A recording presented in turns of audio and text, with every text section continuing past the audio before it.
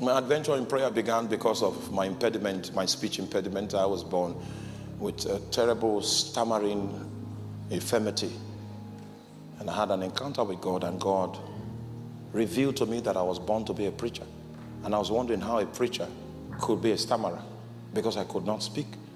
So God started my journey with an infirmity that I did not have the capacity. There was no drug, no injection I could take that could help my speech impediment.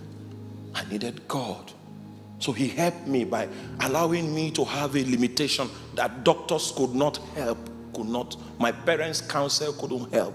I only needed God. Are you with me? And when I pray, he insists that I'm a preacher. So one day I had time. It's all right, let me find him. And I lay on the altar fasting. Praying. Fasting. Then I had an encounter. A scripture was placed on my spirit man. That was the beginning. The Christ was beginning to administer something. And there was a wisdom that I had to know. So he laid the scripture upon my heart. He said, think through this scripture. Think through this scripture. Are you with me? Have you ever had the experience before you were just praying and the scripture just alights on your heart? You're already interfacing with the administrator. There is a wisdom that you need that is captured in that scripture in order for you to penetrate.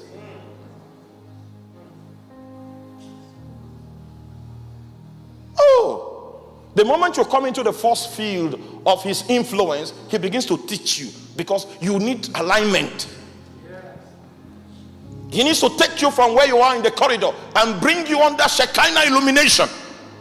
So he reaches out and drops a scripture on your heart.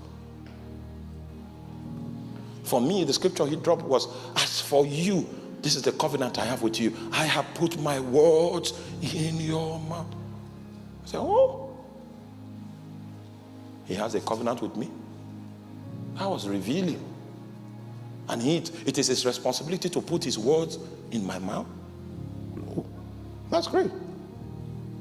So if he's the one putting the words in my mouth, it's no longer my responsibility to find out how to speak. He will make sure I speak it.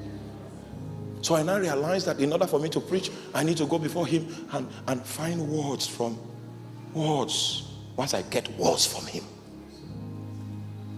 The ability to preach comes with the words he gives. And that's how I can preach on the pulpit. The symptoms of stammering will come back the moment I come in. So I know that there is an administrator that is stronger than my speech impediment.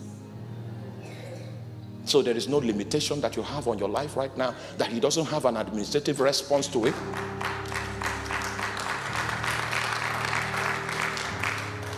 Everything that the Father wants to make available to you is under his hand in his administration. But first of all, you need to accept his government.